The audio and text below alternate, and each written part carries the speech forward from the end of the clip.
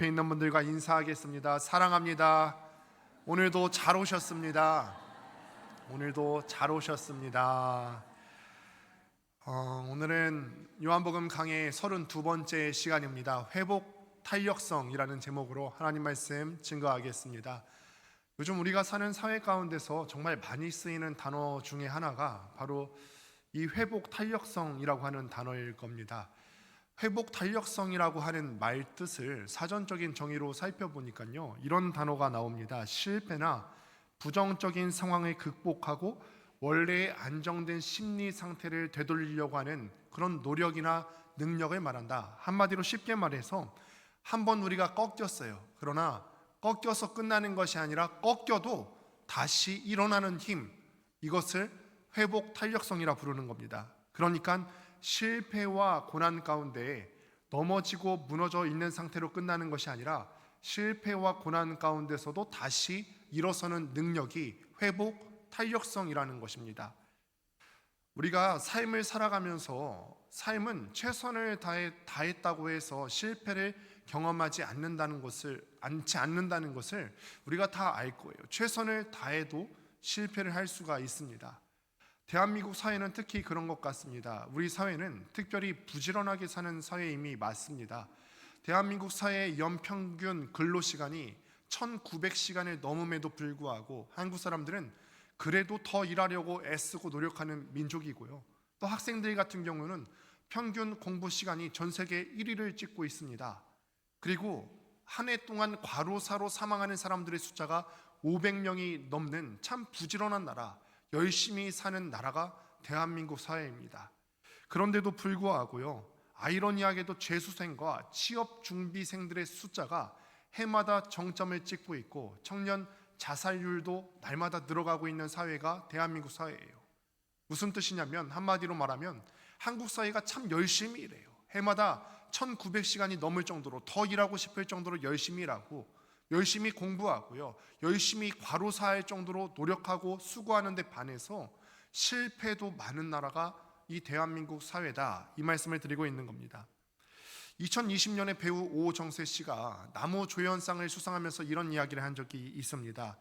100편의 작품을 찍는 동안 어떤 것은 참 성공을 했는데 어떤 것은 심하게 실패를 경험한 적이 있습니다. 분명 100편의 작품 가운데 똑같이 열심히 했는데 결과는 달랐죠. 어떤 것은 내가 잘했다고 잘 나온 것이 아니고 또 내가 못했다고 실패한 것은 아닙니다. 이런 인터뷰를 한 적이 있습니다.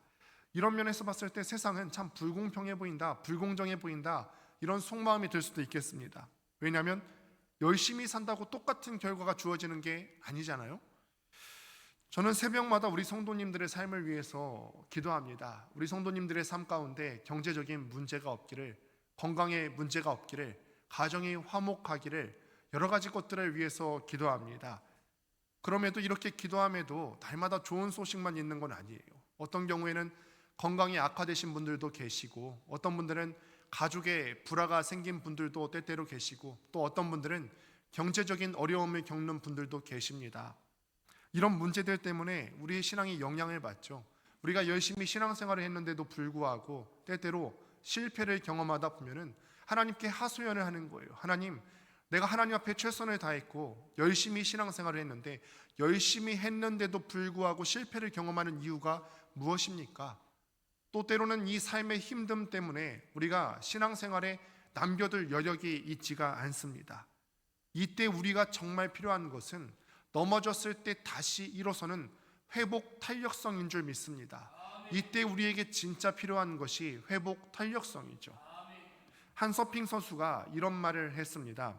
서핑의 기본은 물 위에서 버티는 것이 아니라 넘어지는 것을 배우는 것입니다. 서핑의 기본은요, 물 위에서 버티는 법이 아니라 넘어지는 것을 배우는 것이다.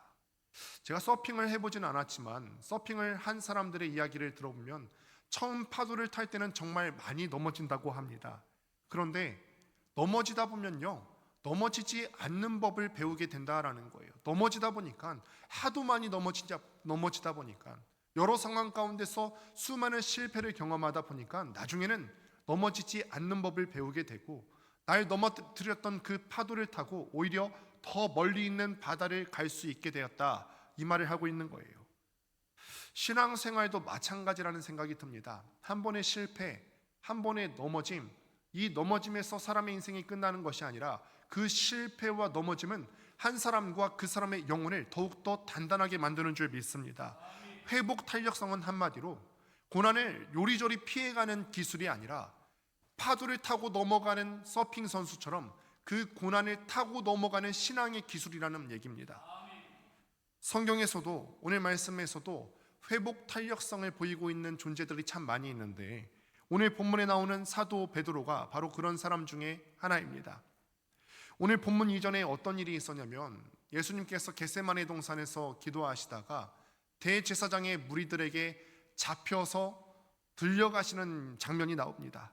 예수님께서 잡히신 장면은요, 제자들에게도 굉장히 충격적인 사건이었죠. 충격적인 상황이에요. 하루 전만 해도 제자들은 꿈꿨을 거란 말이죠. 예수님께서 일주일 전에 예루살렘에 들어오실 때 호산나 다윗이여, 이 사람들이 열광하는 것을 보고 저마다 꿈꿨을 겁니다. 예수님께서 왕좌의 자리에 오르시면, 예수님께서 혁명에 성공하시게 되면은 나는 그 예수님의 우편에 앉아서, 좌편에 앉아서, 높은 자리에 앉아서 이 세상에서 떵떵거리며 살 수 있겠지, 이 세상을 편안하게 살 수 있겠지, 저마다 다른 꿈을 꾸고 있었을 것입니다. 그런데 하루도 지나지 않아서 대제사장들이 검과 몽둥이를 들고 와서 예수님을 강도를 잡아가듯이 잡아가 버리는 거예요. 제자들은 즉시 알았죠. 이 혁명은 끝났구나. 예수님께서 대제사장들의 무리에게 잡혀갔으니까 이제는 예수님께서 왕의 자리에 올라갈 일은 절대 없겠구나. 아니, 지금은 그걸 걱정할 때가 아니라 내 목숨 부지하는 것을 먼저 걱정할 때구나. 그래서 모든 제자들이 예수님을 버려두고 다 뿔뿔이 흩어집니다. 그럼에도 예수님을 부인할 수 없었던, 예수님을 배신할 수 없었던 제자 2명이 있었어요. 15절 말씀을 보니까 이렇게 기록합니다. 시몬 베드로와 또 다른 제자 한 사람이 예수를 따르니 그 제자는 대제사장과 아는 사람이라 예수와 함께 대제사장의 뜰에 들어가고. 여기서 말하는 또 다른 제자는 바로 이 본문을 기록한 사도 요한입니다. 그러니까 베드로와 사도 요한은요, 차마 다른 제자들처럼 예수님을 내팽개치고 도망갈 수 없었어요. 그래서 예수님이 잡혀가시는 그 길을 따라갑니다. 여기까지도 정말 대단한 믿음과 용기 아닙니까? 다른 제자들은 다 자기 목숨 살 방법을 찾아서 뿔뿔이 흩어졌는데 베드로와 사도 요한은 남아서 예수님이 잡혀가시는 그 길을 따라가는 거예요. 여기까지만 해도 정말 대단한 믿음이에요. 처음에 베드로는요, 오늘 말씀을 보니까 대제사장의 집 문 밖에 곁에 서 있었다, 이렇게 기록을 합니다. 그가 용기가 없어서 그런 것이 아니라 대제사장과 관계가 없기 때문에 그 집 문 안에 들어갈 수가 없었던 것이죠. 밖에 서서 베드로가 문 안에서 과연 무슨 일이 있는지 노심초사하면서 이렇게 슬며시 기웃기웃거리고 있습니다. 그러다가 대제사장에 관련이 있었던 요한 덕분에 그 문 안으로 들어오면서부터 사건이 급박하게 전개되기 시작합니다. 오늘 17절 말씀을 함께 보실 텐데 17절 말씀에는 번역이 완전하게 이루어지지 않은 부분이 있어서 원어에 조금 더 가깝게 제가 번역하여 가져와 봤습니다. 우리 화면을 보시고 함께 읽어보겠습니다. 시작. 문 지키는 어린 여종이 베드로에게 말하되 너도 이 녀석의 제자 중 하나가 아니냐 하니 그가 말하되 나는 아니라 하고 너도 이 녀석의 제자 중 하나가 아니냐? 이렇게 물어봐요. 여종도 여종인데 우리가 가진 개역 개정 성경에는 그 어린이라고 하는 단어가 빠졌는데 원어에 보면 어린아이를 뜻하는 단어가 들어가 있어요. 그러니까 여종도 여종인데 어린아이 여종이 그렇게 질문하는 거예요. 그 어린아이가 예수님을 얕잡으면서 경멸하는 말투로 이 녀석의 제자가 아니냐, 베드로의 스승인 예수님을 이 녀석이라고 지칭합니다. 이 녀석의 제자가 아니냐. 다른 때 같았으면 노발대발했겠죠. 감히 너같이 어린 여종 따위가 내 스승인 예수님을 그런 식으로 불러 노발대발했겠는데요. 베드로는 자신의 스승을 경멸하며 부르는 이 어린 소녀를 향해서 분노하기는커녕 그녀 앞에서 오히려 우리 주님을 부인합니다. 나는 아니라, 나는 아니라. 이렇게 부인하는 게 25절과 27절, 그러니까 2번이나 더 나오게 됩니다. 마지막 27절의 말씀이 이렇습니다. 이에 베드로가 또 부인하니 곧 달기 울더라. 이 구절은요, 단 한 문장이지만 베드로의 인생이 폭삭 무너지는 장면을 보여주고 있습니다. 달기 울 때 베드로는 바로 전에 예수님께서 하셨던 말씀이 기억나기 시작해요. 오늘 네가 닭 울기 전에 3번 나를 부인할 것이다. 베드로의 마음이 어땠을 것 같으세요? 이렇게 부인하면 마음 편했을까요? 어땠을까요? 지금까지 베드로가 3년을 예수님을 쫓아오면서 잘 따라왔어요. 내가 예수님의 말씀에 순종하며 살겠습니다 결단하고요, 내가 예수님을 위해서라면 내 목숨까지도 아까워하지 않고 바치겠습니다 결단했던 것도 여러 번일 테고요, 불과 몇 개월 전에는 가이사랴 빌립보라고 하는 지역에서 주는 그리스도시요 살아계신 하나님의 아들이십니다라고 정확하게 신앙 고백을 했던 사람이 바로 베드로였어요. 심지어는 오늘 잡히시는 이 순간에도 베드로는 예수님을 따라서 그 집 문 앞까지 왔죠. 그 문 안에도 들어왔어요. 그런데 어린 여종이 경멸하며 말하는 이 작은 질문 하나를 넘지를 못하는 거예요. 우리도 그렇습니다. 다른 것 잘 해왔어요. 평상시에 신앙생활 잘 해왔고요, 우리도 숱하게 마음에 결심하지 않습니까? 내가 주의 말씀을 따라서 살겠습니다. 내 인생을, 내가 주님을 만난 이유는 송두리째 하나님께 헌신하며 드리겠습니다. 내 시간과 내 물질과 나의 모든 에너지와 열정과 생명까지도 주님을 위해서 드리겠습니다. 주님께서 말씀하시는 거라면 다 순종하려고 노력했고 내 시간과 물질을 다해서 섬겼어요. 어떤 때는 이것 때문에 주변에서 나를 광신자라고 불리기도 했을 겁니다. 그렇게 주님을 따랐어요. 그럴지라도 우리는 작은 것에 넘어질 수 있다는 것입니다. 작은 것에 넘어질 수 있어요. 그러면 많은 사람들이 체념하죠. 저도 그런 경우들이 있거든요. 신앙생활 잘했고요, 경건생활 잘하다가 작은 것 하나에 넘어지면 내 마음 가운데 이런 생각이 들어요. 아, 나는 해도 안 되는 사람인가 보다. 나는 역시 안 되나 보다. 또 넘어지고 말았네. 해도 안 되나 보다. 그런데 우리가 이렇게 실패의 마음이 들 때 과연 주님께서도 그렇게 생각하실까요? 저는 여기서 더 놀라운 장면을 보게 되는데, 같은 장면을 묘사하고 있는 누가복음 22장 61절과 62절 말씀을 같이 한번 읽어보도록 하겠습니다. 시작. 주께서 돌이켜 베드로를 보시니 베드로가 주의 말씀 곧 오늘 닭 울기 전에 내가 3번 나를 부인하리라 하심이 생각나서 밖에 나가서 심히 통곡하니라. 아멘. 베드로가 3번째 부인하고 달기 울던 그 순간에 예수님하고 눈이 마주쳤어요. 눈이 마주칩니다. 여러분, 예수님의 눈빛을 한번 생각해 보시는 거예요. 예수님의 눈빛이 어떤 눈빛이었을까요? 실망감이었을까요? 너 고작 이것밖에 안 되는 사람이었어? 배신감이었을까요? 너 지금 나를 따라온다고 여기까지 따라오지 않았어? 3년 동안 숱하게 나를 위해서 목숨을 버리겠다고 말했던 건 순 허풍이었니? 배신감이었을까요? 저는 그럴 거라 생각하지 않아요. 여기 자녀를 두신 분들도 계시겠지만 자녀가 때때로 부모를 실망시켜 줄 때도 있죠. 그러나 그 실망한 것 때문에 마지막 죽는 순간에 자녀들에게 너 왜 나에게 실망감을 안겨주니? 이런 눈빛으로 바라보시겠습니까? 그런 눈빛이 아닐 거라는 얘기예요. 저는 분명히 예수님께서 이런 의미의 눈빛을 보내셨을 것이라 확신합니다. 베드로야, 너도 놀랬겠지. 너도 입으로 결단하고 너도 지금껏 따라왔는데 작은 질문 하나 못 넘어서 작은 것에 넘어져서 너도 놀랐지. 괜찮아, 진짜 괜찮아. 지금 넘어진 곳에서 다시 일어섰으면 좋겠다. 저는 분명히 예수님께서 이런 눈빛으로 베드로를 바라보셨을 것이라 확신합니다. 제가 이렇게 확신하는 이유가 있어요. 왜냐하면 예수님께서는 이미 이 일이 일어날 것을 알고 계셨기 때문에 그렇습니다. 요한복음 13장 38절 말씀을 보니까 이렇게 기록하죠. 네가 나를 위하여 네 목숨을 버리겠느냐? 내가 진실로 진실로 내게 이르노니 닭 울기 전에 네가 3번 나를 부인하리라. 베드로야, 네가 나를 위해서 목숨을 바친다고? 아닐걸? 오늘 닭 울기 전에 네가 나를 3번 부인할 거야. 예수님께서는 베드로의 실패를 미리 알고 계셨어요. 그러면 우리가 일반적인 사람이라면 네가 나에 대해서 배신하고 떠날 거야. 그러면 그 사람을 내팽개치지 않겠습니까? 그런데 예수님께서 베드로의 실패를 알고 계심에도 불구하고 베드로와 함께 계셨다는 말이죠. 베드로의 실패를 아셨지만 그런데도 예수님께서는 베드로를 버리지 않으셨어요. 그의 연약함을 아시면서도 여전히 우리 주님께서는 베드로와 함께 계셨다는 거예요. 여러분, 이것이 은혜인 줄로 믿습니다. 여러분, 우리가 실패한다고 주님께서 놀라실 걸로 생각하십니까? 실망하실 걸로 생각하세요? 여러분, 기억하십시오. 하나님께서는 우리의 실패에 놀라지 않으세요. 우리가 무너질 것을 이미 아시지만 이미 그 자리에서 우리를 다시 일으켜 세우실 계획을 갖고 계신 줄을 믿습니다. 우리는 흔히 실패하면 끝이라 생각해요. 야, 내가 지금까지 경건생활 잘 버티면서 해왔는데 이 작은 것 하나에 무너지네, 끝났다. 이제 하나님이 나를 쓰시지 않겠지?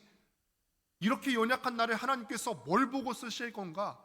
이런 나를 하나님이 쓰실 수 있나? 이런 더러운 나를 하나님이 과연 쓰실까? 하나님이 분명히 나에게 실망하셨을 거야. 그러나 하나님께서 그 눈빛으로 우리에게 말씀하시는, 괜찮아, 괜찮다, 다시 일어설 수 있어. 이제 시작이야. 이 실패를 통해서 네가 더 단단해질 수 있었으면 좋겠다. 피카소의 미완성 작품들을 엑스레이로 찍어보니까요, 그림 아래에 처음 실패한 밑그림들이 숨어 있었다고 합니다. 그런데 피카소가 처음 실패한 밑그림이 있었을 때 이 캔버스를 버리지 않았어요. 그 위에 덧칠을 더하고 덧칠을 또 해서 마침내 이 실패한 그림들을 피카소의 걸작으로 거듭나게 만들었다라는 거예요. 하나님도 우리의 인생을 그렇게 다루십니다. 우리가 한 번 실패했다고 우리의 인생을 헌신짝 버리듯이 내팽개치고 버리시는 분이 아니라는 거예요. 그 위에 새로운 색을 덧칠하시고 그 위에 하나님께서 작품을 만드셔서 마침내 하나님의 은혜의 걸작으로 만들어 가신 줄을 믿습니다. 한 번의 실패 때문에 버리지 않으시고 하나님께서는 그 위에 덧칠하시고 그 위를 수정하시고 더 만드셔서 마침내 우리의 인생을 은혜의 걸작으로 만들어 가시는 줄 믿습니다. 사랑하는 성도 여러분, 기억하십시오. 하나님께서는 우리가 완벽하기 때문에 쓰시는 분이 아니십니다. 넘어져도 다시 일어설 줄 아는 사람을 쓰시는 줄 믿습니다. 이게 바로 회복 탄력성입니다. 우리가 다시 한번 보실 때 꼭 기억하셔야 할 것은 회복이 눈물에서 시작된다는 것을 기억하시길 바랍니다.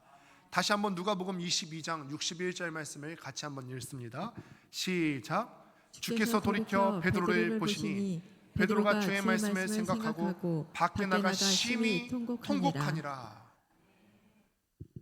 베드로가 세 번째 예수님을 모른다고 부인한 직후에 예수님께서 고개를 돌려서 그 베드로를 바라보십니다. 그런데 방금 전에 우리가 살펴보았듯이 그 눈빛은 실망의 눈빛도 아니고 어떤 원망하는 그런 눈빛도 아니었죠. 그 눈빛은 사랑의 눈빛이었어요. 그 눈빛 하나에 베드로 마음이 무너지기 시작하는 거예요. 밖으로 나가서 대성통곡합니다. 눈물을 흘리는 거예요. 이 눈물은 단순한 후회가 아니라 회개의 눈물이었고 회복의 눈물이었습니다. 여러분, 회복은 언제 시작될까요? 회복이 언제 시작되지요? 눈물이 있을 때인 줄 믿습니다. 우리의 죄를 하나님 앞에 회개할 때 눈물이 있을 때 우리의 회복이 시작되는 줄 믿습니다. 우리가 무너졌을 때 우리의 연약함을 주 앞에 갖고 나와서 통곡하면서 눈물을 흘릴 때 회복이 시작되는 줄 믿습니다. 그러니 하나님 앞에 눈물을 흘리기 시작하셔야 할 때입니다. 오늘날 우리는 눈물을 흘릴 줄 모르는 시대를 살아가고 있어요. 눈물을 흘리면 약하다고 생각하고 눈물을 흘리면 내 실패를 인정하는 행동이라고 생각해요. 그런데 하나님 나라에서는 그렇지 않습니다. 눈물은 회복의 시작점입니다. 자신의 죄를 보면서 통곡하고 울 줄 아는 사람, 이런 사람을 하나님께서 일으켜 세우시는 줄 믿습니다. 여기 무너진 분들이 계십니까? 다시 내가 회복되기를 소망하는 분들이 계십니까? 그 출발점이 어디라고요? 하나님 앞에 나와서 눈물을 흘리는 거예요. 하나님 앞에 나와서 내 죄를 회개하면서 대성통곡하는 거예요. 하나님 앞에 나와서 내 연약함을 갖고 나와서 울면서 천부여 의지 없어서 손 들고 갑니다. 울면서 애통하는 자에게 하나님께서 회복의 은혜를 더하여 주실 줄을 믿습니다. 하나님 앞에 마음을 찢고 우십시오. 이것이 회복의 출발점인 줄 믿습니다. 요한복음 21장으로 넘어가면 부활하신 주님께서 디베랴 바닷가에서 베드로를 만나는 장면이 나오게 됩니다. 예수님께서 3번 물으시는 장면이 나오죠. 우리가 익히 아는 장면이에요. 시몬의 아들, 요한의 아들 시몬아, 네가 나를 사랑하느냐? 요한의 아들 시몬아, 네가 나를 사랑하느냐? 요한의 아들 시몬아, 네가 나를 사랑하느냐? 우리 예수님께서 이렇게 3번 물으셨죠. 마치 3번 부인한 베드로에게 3번 다시 고백할 기회를 주시는 것처럼 이렇게 물으셨어요. 마지막 3번째 물으실 때 그는 이렇게 대답합니다. 이 부분에 대해서 공동번역 성경이 원문에 조금 더 가깝게 번역한 것 같습니다. 같이 한번 요한복음 21장 17절 말씀 화면을 보고 같이 한번 읽습니다. 시작. 예수께서 3번째로 요한의 아들 시몬아 내가 나를 사랑하느냐 하고 물으시자 베드로는 3번이나 예수께서 나를 사랑하느냐 하고 물으시는 바람에 마음이 슬퍼졌다. 그러나 주님께서는 모든 일을 다 알고 계십니다. 그러니 제가 주님을 사랑한다는 것을 모르실 리가 없습니다 하고 말하였다. 그러자 예수께서 내 양들을 잘 돌보아라 하고 분부하셨다. 오늘 말씀을 보시게 되면 원래는 예수님께서 3번 물어보시니까 우리가 가진 개역 성경에서는 마음에 근심하여라고 되어 있어요. 베드로의 마음이 3번째 질문을 들었을 때 근심했다라고 되어 있는데 원래 원어의 성경의 말씀을 조금 더 해석하다 보면은 이 말씀이 슬퍼했다라는 뜻이 됩니다. 베드로의 마음이 예수님의 3번째 질문을 듣고 슬퍼졌어요. 왜 그랬을까요? 왜 슬플까요? 이 분위기를 지금 한번 생각해 보십시오. 지금요 예수님과 베드로가 만났을 때 예수님과 베드로만 아는 그 사인이 있어요. 시그널이 있어요. 상황이 있죠. 어떤 상황이 있었죠? 그날 밤 일이 있잖아요. 멀리서 눈 마주쳤을 때 음성으로 대화하진 않았지만 눈을 마주치면서 사인 오갔던 것들이 있잖아요. 지금 그 얘기를 하는 거예요. 물론 예수님께서 부활하신 직후에 베드로를 만난 적은 있으시지만 그날 밤 일에 대해서 심도 깊게 말씀을 나눈 적은 없으세요. 그러니 지금 이 시간에 예수님께서 베드로에 대해서 그날 밤 일을 생각하시면서 베드로도 알고 예수님도 아는 그날의 일에 대해서 그 상황을 갖고 이 대화가 전개되고 있다는 거죠. 그래서 베드로는 슬픈 거죠. 그 눈빛을 기억하고 있기 때문에. 주님, 제가 그날 밤에 우리 주님을 부인한 것 때문에 주님 슬프셨죠. 저를 그때 바라봤던 그 눈빛이 생각나요, 주님. 생각나요. 그러나 그건요, 예수님, 제 진심이 아니에요. 제 진심을 주님께서 아시잖아요. 3년 동안 내가 예수님을 따라왔고 3년 동안 내가 예수님을 위해서 생명 바치겠다고 했고요. 내가 예수님을 사실 정말 사랑하는데요. 내 약함 때문에 그 작은 질문 하나 넘기지 못하고 그때만 무너진 거 주님 아시잖아요. 제 약함을 주님 아시지 않습니까? 저는 주님 정말 사랑해요. 베드로가 고백하니까 예수님께서 말씀하시죠. 내 양을 먹이라. 이게 대화가 이어지지 않는 것 같은데 사실 잘 생각해 보시면 이어지는 거예요. 그날에 대해서 우리 주님께서 아무것도 묻지 않으세요. 너 그때 왜 그렇게 나를 부인했니? 너 그때 3번이나 나를 부인한 까닭이 뭐야? 3년 동안 나를 따라다녔으면서 나를 위해서 목숨을 바친다고 해놓고서 그렇게 단단하게 맹세해놓고 그날 밤에 나를 3번이나 부인한 까닭이 뭐야? 그때 나 정말 실망했어. 알고 있어? 서슬퍼렇게 그날의 일에 대해서 물으실 수도 있었을 거예요. 그런데 아무것도 말씀하시지 않고요, 그저 내 양을 먹이라 라고 말씀하세요. 주님께서 아신다는 거예요. 아신다는 겁니다. 네 마음을 내가 안다. 네 마음을 내가 알아. 진짜 베드로야, 정말 네가 나를 사랑했던 거 알고 있고 지금도 네가 나를 사랑하는 거 알고 있고 사랑하기 때문에 그날 부인했던 거에 대해서 지금 나한테 미안해하고 있는 거 그거 알고 있어. 사랑하면서도 약함 때문에 넘어졌다는 것을 내가 알고 있어. 그러니까 다시 일어나렴. 이게 바로 회복의 완성입니다.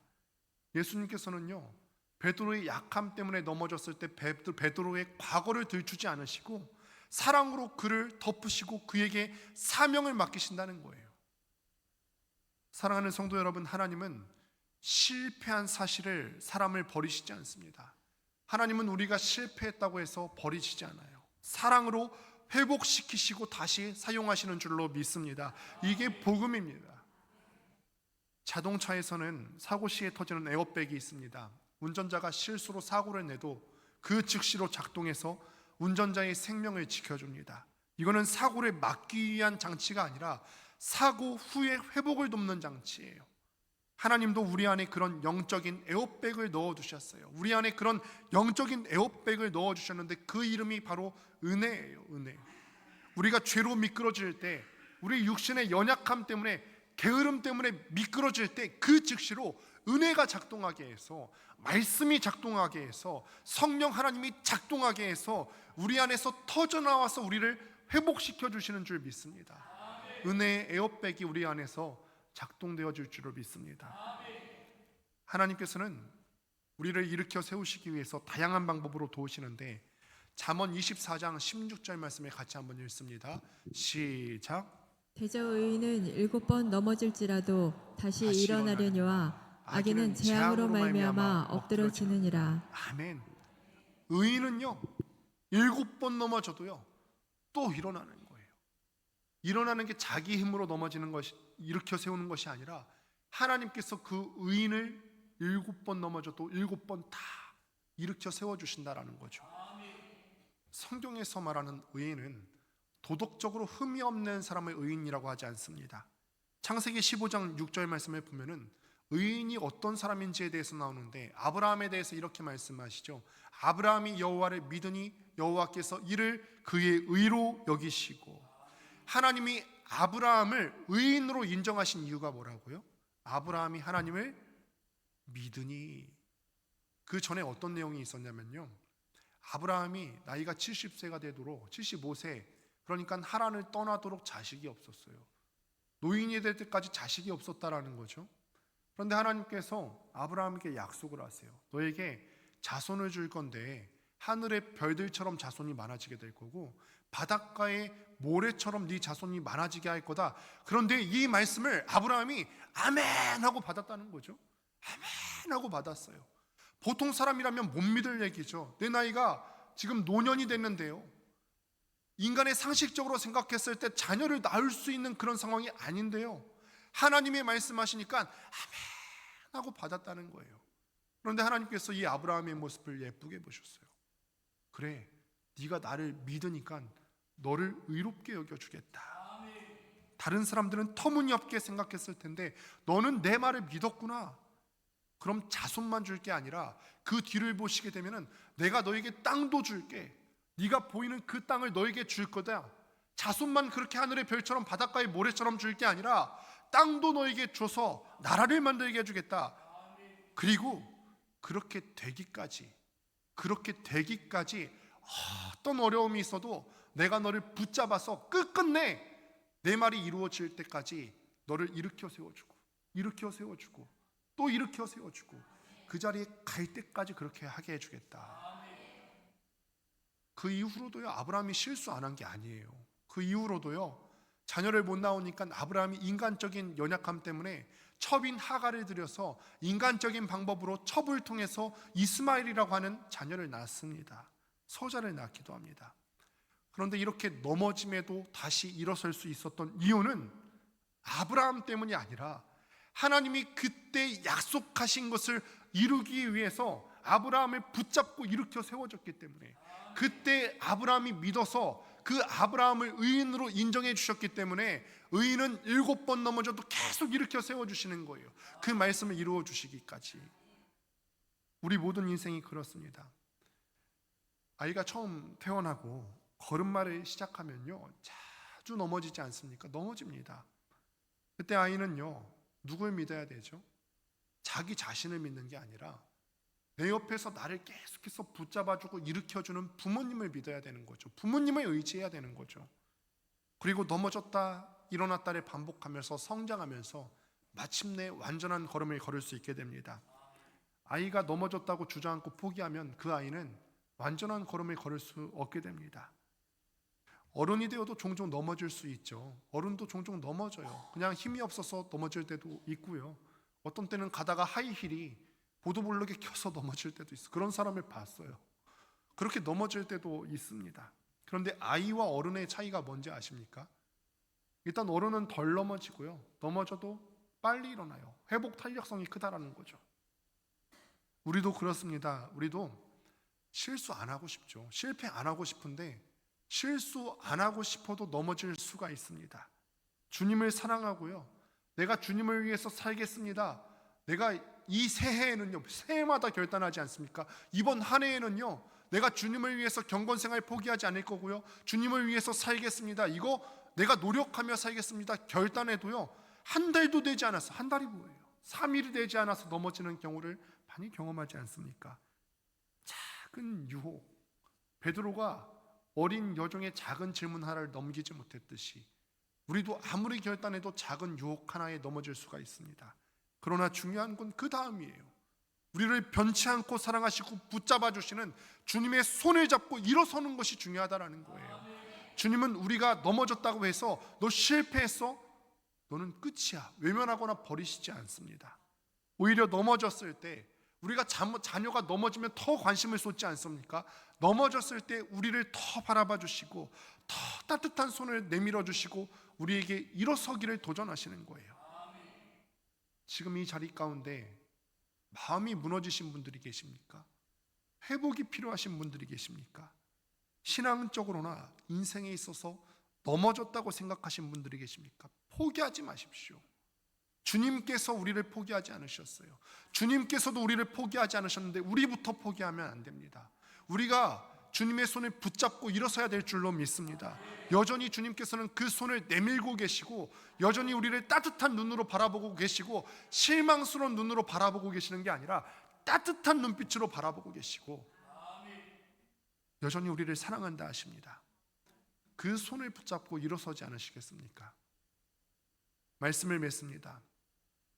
닭이 곧 울더라. 이 구절은 베드로의 실패를 알리는 신호탄처럼 들립니다. 하지만 동시에 새로운 회복의 시작을 알리는 소리이기도 합니다. 베드로는 닭 울음소리 속에서 자신의 연약함을 깨달았고 그 울음소리를 지나서 울면서 회복의 새벽을 맞이했다는 걸 기억하십시오. 혹시 우리 인생에도 닭 울음소리 같은 시간이 있습니까? 그 울음소리를 들을 때 감추고 싶은 순간이 있고 감추고 싶은 나의 연약함이 있고요, 드러내고 싶지 않은 나의 약함이 있고 죄성이 있어요. 그런 기억이 우리의 마음을 누르고 계시지는 않습니까?